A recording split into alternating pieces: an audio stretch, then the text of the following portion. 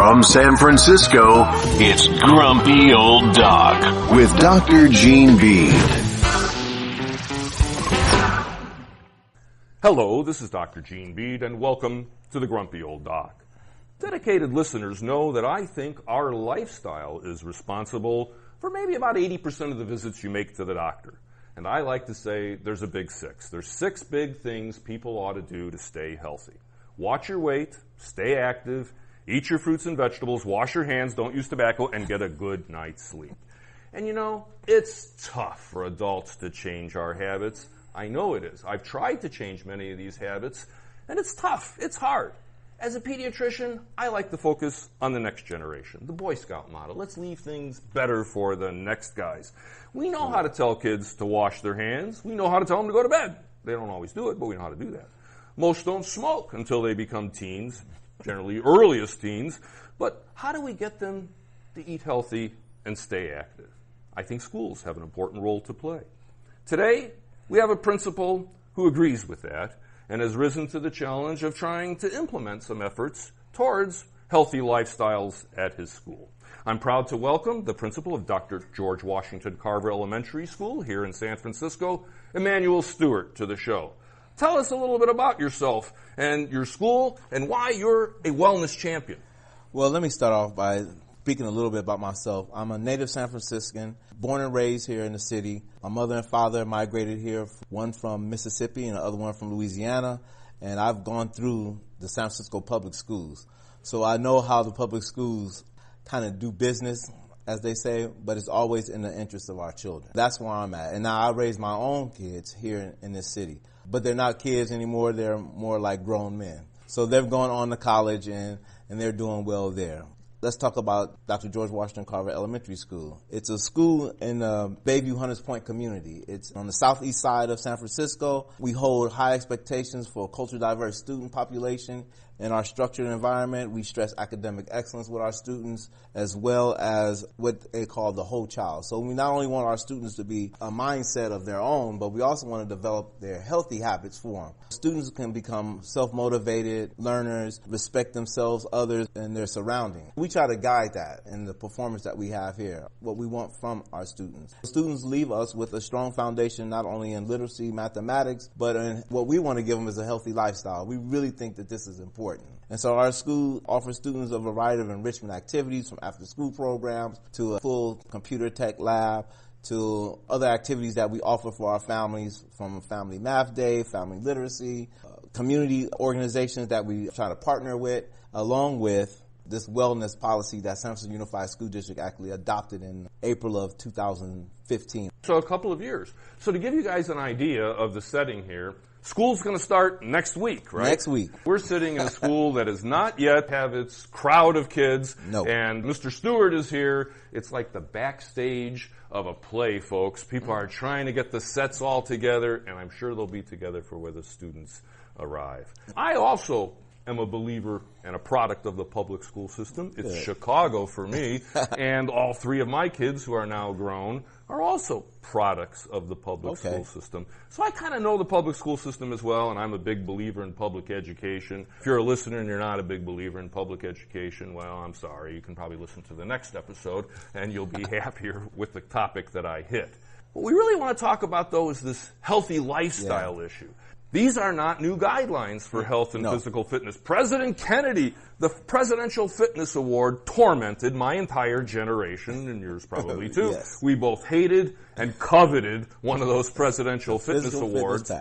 But it really sort of separated us into the people who were fit and jocks and the people who shouldn't be participating in anything.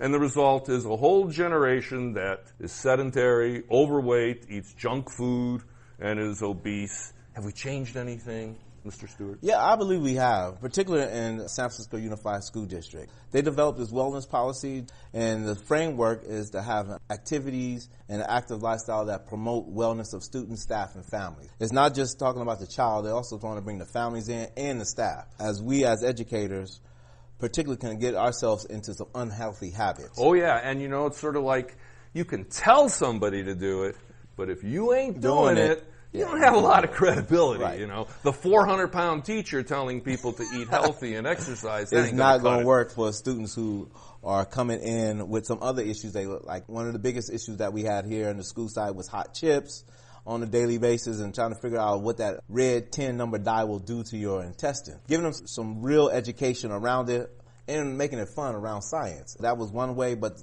as I said before, the school district has provided the students with ways that they can do celebrations a little bit different, adhering to the San Francisco Unified School District nutrition policy and guidelines. Even with our lunch program through Revolutionary Foods, and also with some of the other things that the school district has put in place, getting rid of some of the sweetened beverages and providing Chocolate milk? hydration. Chocolate milk? Chocolate milk is going to disappear from the San Francisco chocolate milk is one of my Unified fondest School memories District. of elementary school.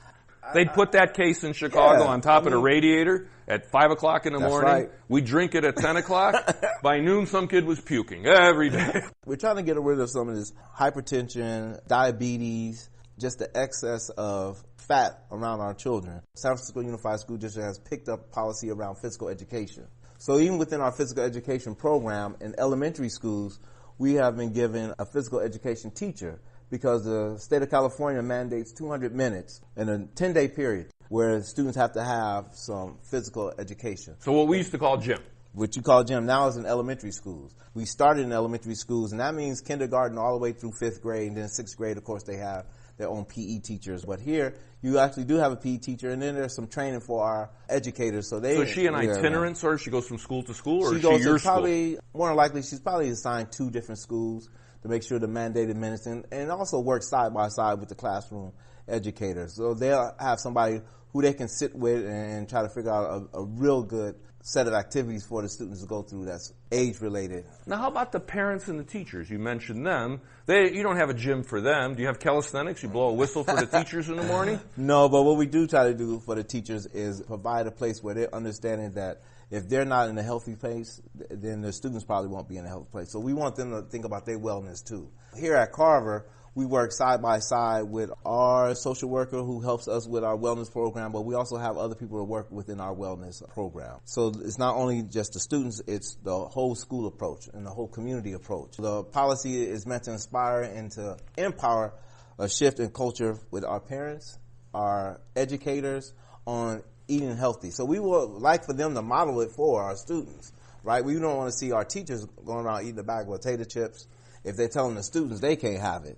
We've developed those relationships so they understand why that's important. Like I said, the school district has taken on this physical education policy through the state of California where 200 minutes is mandated on a 10-day school day period. And it does include, and this is important, it doesn't include recess or lunch recess. So they get more time activity besides. Right, so they don't have to be sitting in the classroom all day. And what kind of activities are they doing in gym these days? Are they still jogging around the school They're and push-ups doing a and little bit of burpees and all that stuff? But not as much as what we think of when we think about physical education. What you'll see here is some activities and games around it, right? Okay, so they make it a little more fun. Particularly in elementary school, you have to make it fun. You still got kindergartners that you have to deal with, and those babies are in their first year of school and they're 5 years old. Yeah. So it makes it more sense to have some activities where they can engage in a little running.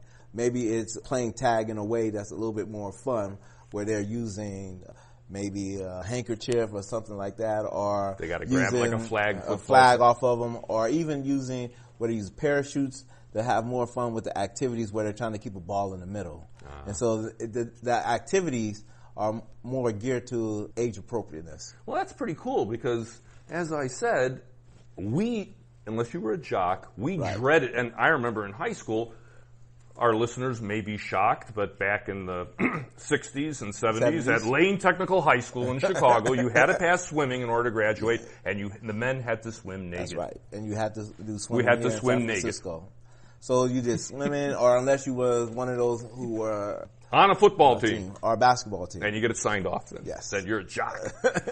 Any specific things you guys have tried to do? You mentioned a lot of things. Yes. Anything else? Activities days? You know, I look at some of these initiatives, and people try to have special days that are devoted to health topics or gardens, community gardens, or walkathons, or some of the other activities. Anything like that? Yeah, so here at Carver, we also participate what we call in our Safe Routes to School program, and it gives the opportunity for our families to drop their students off where myself or one of the staff members will meet, and they'll get a chance to bike or ride their skateboard to school. And so it's not that far away. We try to do about 4 or 5 blocks away, so they actually have an opportunity to walk to school. And so I was going to ask you about that because when I was on school site council and my kids were younger, I was very unsuccessful in trying to promote Walk to School Day. There were 2 other parents that walked their kids to school. There were 3 other parents on Walk to School Day, and that was sort of it. Now, my wife, she was in public health, and she went to some of the schools to do some walking, and there were places where there was missing sidewalks, crack dealers, needles, some bad places, some barriers to walking. They weren't walkable communities to school. How about your community? I would say, in Bayview Hunters Point, that although we are a community that has multiple different challenges, that it is safe for our students to walk with, particularly with the adults. Carver participated on its own for the entire month of April, and we did it every Thursday. We participated in a Walk to School program, and we did that with our school health program supporting us. I can share some pictures with you about a couple of those days, and we met, and if anybody know anything about San Francisco, we met at the Bayview Opera House, and we met there about 7:45 in the morning, and we just started our journey back up 2 hills to walk to school. We started off with about maybe 10, 11 students, and by the end of the month in April, we ended up with about 35 or so students. Oh, so it caught on. It did. It was a slow progress, and that's something that you want. But it became a social thing.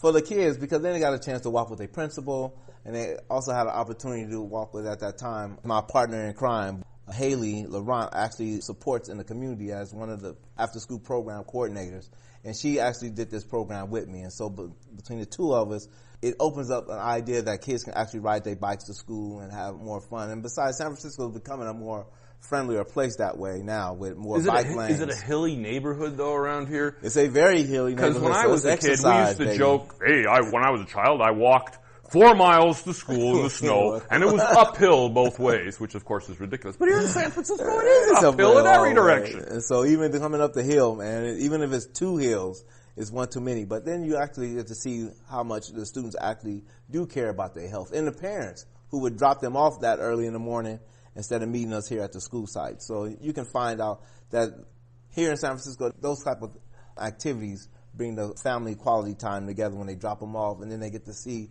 the joy in their face when they get up there and know that they exercised before they got to school. So that involves the community. It involves the parents because they're dropping they know all about this. Tell me a little bit more. You mentioned diabetes. You mentioned high blood pressure. I mean, a very succinct message to people is if the sugar don't get you, the pressure will. Right. Those are 2 scourges of this community. Anything that you're able to do to feel you're making an impact on the health of the community? Well, there's a couple of things here at Carver Elementary School, Dr. George Washington Carver, by the way. And so one of the things we implemented here at Carver was breakfast program. So we have breakfast in the classroom. And so it gives our students a chance to have fresh fruit in the morning along with breakfast. So parents, if they even get their students here at 8:20, 8:25 in the morning, they know that they can go in the classroom and have a healthy breakfast. And then if students don't finish the breakfast, teachers have been, and the educators, pretty much they take away the fruits and whatever's left over, put it in a bin for the students to eat at recess and take home with them. So they're still taking home some of that healthy choices that we have in here. And every healthy choice means that you're changing the child's, I call it their taste buds, because we know they put things in some of these, I won't say potato chips, but they put certain things in there. Processed foods, shall we say.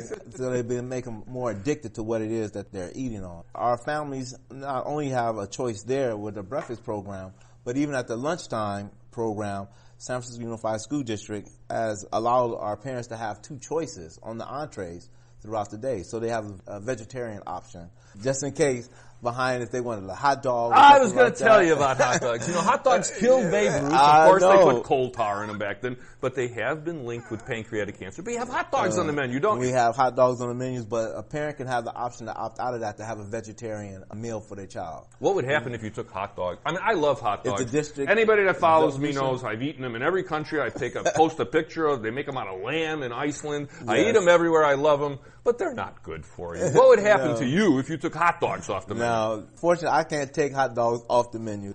If that was something that the parents saw that wasn't something that we needed, they could easily meet with Revolutionary Foods and decide if they wanted hot dogs off of the menu. Maybe I need to talk to some of the folks at Revolution Foods about hot dogs. I'm going to give you their number and stuff.